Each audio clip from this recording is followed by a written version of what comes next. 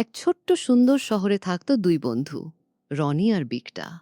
রনি ছিল খুব কৌতূহলী, আর বিকটা ছিল একটু ভীতু কিন্তু খুব বুদ্ধিমান। রনির সবচেয়ে প্রিয় খেলনা ছিল একটি লাল রঙের ছোট্ট ট্রেন। ট্রেনটির নাম ছিল ঝুমঝুম। রনি প্রতিদিন খেলনা ট্রেনটি নিয়ে খেলত।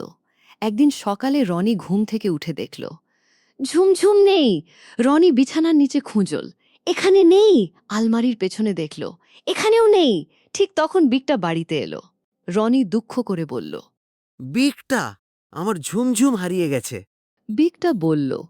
চিন্তা করিস না, আমরা দুজন মিলে খুঁজে বের করব। দুজন মিলে পুরো বাড়ি খুঁজতে লাগল। হঠাৎ বিকটা জানালার কাছে কিছু অদ্ভুত দাগ দেখতে পেল, মাটিতে ছোট ছোট চাকার দাগ। বিকটা বলল। রনি, দেখ, এই দাগগুলো তো খেলনা ট্রেনের চাকার মতো। দুজন দাগ অনুসরণ করে বাড়ির বাইরে বেরিয়ে পড়ল। দাগগুলো রাস্তা পেরিয়ে পুরনো রেল স্টেশনের দিকে চলে গেছে। স্টেশনের কাছে গিয়ে তারা হঠাৎ একটা শব্দ শুনল। রনি বলল। এই শব্দটা তো আমার ঝুমঝুমের। তারা দৌড়ে স্টেশনের ভেতরে ঢুকল।